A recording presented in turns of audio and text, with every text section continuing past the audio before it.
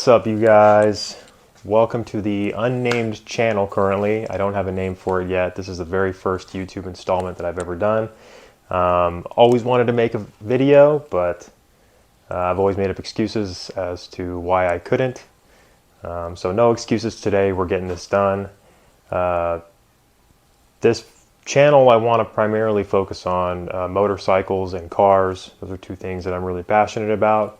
And I recently acquired this beast, and so I figured what better way to kick things off than with this 2000 Yamaha VMAX. Funny story about this bike, I actually acquired it at an estate sale. It was not planned whatsoever. It came across my email. I did some bidding many years ago on some things that I saw online.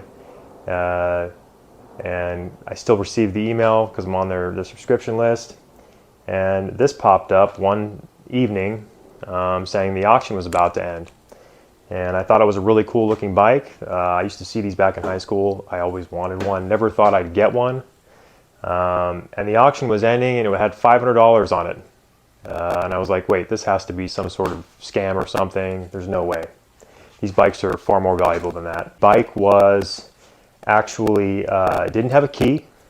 It did have a title, so that was the biggest thing I cared about. I don't want to deal with titling issues. No, thank you.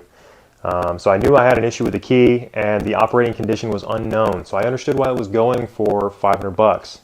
So I went ahead and put a bid out there for, I think it was $750. The auction ended, and I ended up winning. So it was really fun telling my wife, hey, I bought a motorcycle, and it's a few hundred miles away, so we got to go and grab it. So we trailered it home from Camp Verde, Arizona, and all went well. It was in a storage unit. I went and picked it up, and here's a clip of that in case you want to see it. Overall, first impression of the bike, it was in very good condition. I knew that the very first thing I had to do when I got home was get a key made for it, so I went ahead and hit up a local locksmith. Had to go through a few of them because no one would make a key for it. I would imagine that people called them all the time saying, hey, can you make a key for this bike? And maybe they're stolen or they don't want to deal with the paperwork involved with that. But I did find somebody to do it. They took down the VIN, they took down my driver's license, all that good stuff. And it sounded like he dealt with this before because he immediately asked, did you buy this at an estate sale? And I said, yep, exactly. So he was able to make a key, and luckily the key worked for all of the points around the bike. So I wasn't stuck with having to have multiple keys. All the ignitions matched everything else. Nothing was swapped out at any point, which was kind of concerning for me. And the key was about 200 bucks to get made. So it wasn't exactly cheap. And then the next mission was to kind of work through the things to get it running. One of the big things I noticed that was an immediate no-go was actually that the tank was rusted. So, and fun fact, I didn't realize that these tanks weren't up here. This is a fake tank. I had no idea. And it turns out that the tank is actually back here. You pull these little tabs, this guy pops forward, and there's a little tank here to fill up. So that was kind of cool, kind of a James Bond thing. So when I opened the tank up, immediately I noticed tons of rust. So I knew that that had to be addressed first before we could dive into anything else. So I got some white vinegar and cleaned out the tank, ate away all that rust. It cleaned up very nicely, and now I've got it full of gas. And before I got it full of gas, I went ahead and fogged it out with some WD-40 just to prevent it from flashing. Worked out really well, cleaned up the tank nicely. The next thing was I had to get a battery. Battery was totally toast, so I went ahead and put a new battery in it. And luckily we had power, lights came on. I did put fuel in it, attempted to start it. I did get it started. However, it had a bad hanging idle, and the throttle cables weren't binding or anything like that. So next up was tearing apart the carburetor on these things. And these carburetors are not super friendly. There's 4 of them. They sit in this little crown, and getting them to them isn't the best time. I'm pretty mechanically inclined, but you know, a lot of little pieces and things like that working on a carb wasn't something I was super familiar with. But we got it done. and I got the carb apart. I did order a rebuild kit to replace some of the broken gaskets and O-rings and things like that inside the carburetor. The biggest thing that I noticed was that the pilot jets were clogged, and that explained my hanging idle that I had, where I'd go to rev it and it would immediately run away and stay, you know, right around 3,000 RPMs, and it sounded horrible. So went ahead and cleaned out the carbs, cleared out those pilots, put it all back together, threw some brand new spark plugs, because anytime you're doing a tune-up with anything, why wouldn't you? Changed the oil. I went ahead and serviced the cooling system as well, flushed it out. It was really nasty. I would imagine it was probably the original coolant and everything. And just to give everybody an idea of how long this bike sat, the registration on the motorcycle was 2021, so it sat for at least a couple years.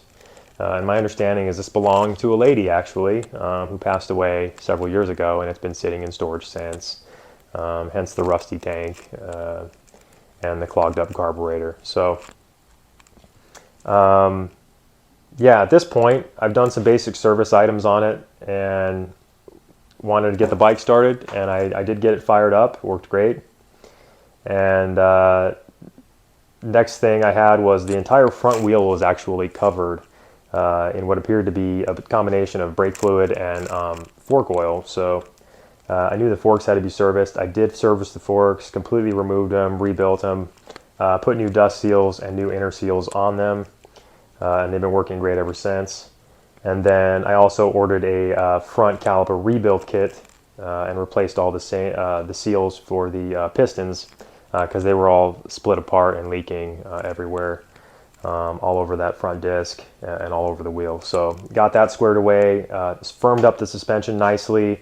It was stopping great. Everything was all good. So the last thing that remains really is just the cosmetics. Things are faded. These tanks had this kind of carbon fiber deal to them. I don't know if it's like a wrap that they put on here or a dip, but they faded really bad.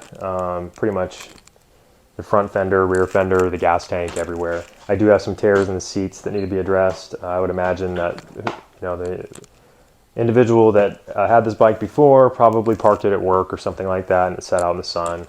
Probably received some fading that way, especially here in Arizona. The sun's really brutal on pretty much everything. So that being said, what a fun bike. And what a great deal on such a fun bike. This thing brought me back to when I had my 2006 Yamaha R6. It's very peppy. I've never ridden any kind of cruiser. I've always ridden sport bikes. So I was actually pleasantly surprised how much power this actually had. So it was really fun to take it around the block and let it rip a little bit. Super powerful bike, and I'm sure after hearing me blab for the last few minutes, you want to hear this thing start up. So we will go ahead and do that.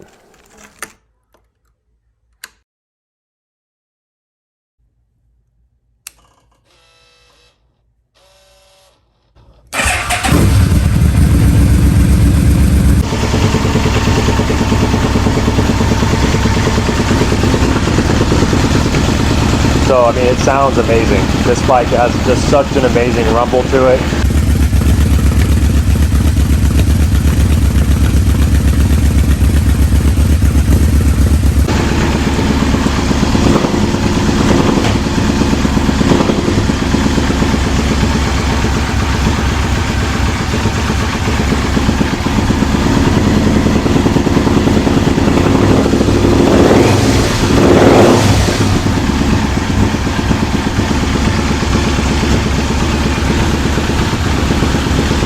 Such an incredible bike.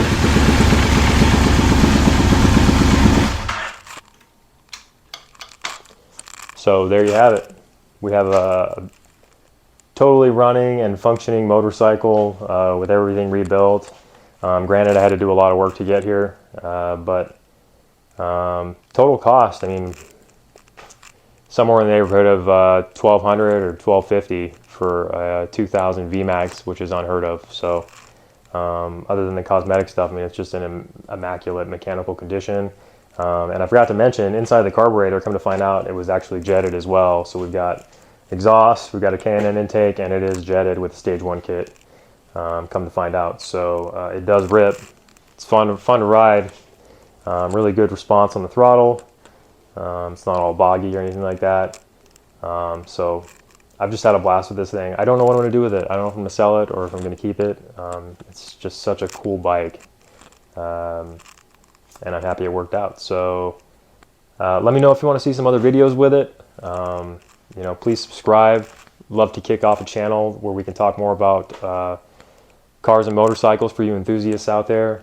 I've got some other builds that I want to do in the future. I've got a 2000 Jeep TJ that I'd like to do a stroker on. I've also got a DRZ that I'd like to do a full adventure bike build on. I got an XR100 that needs rebuilt. It's right here in front of me. I get to see it every day and remind me that that's another project I need to tackle. I also have a 2006 Dodge Ram 2500 with the Cummins in it. I'd love to do some projects on that as well. And if there's other things that you want to see, I'm happy to tackle any project really. At some point I'd love to do a kit car.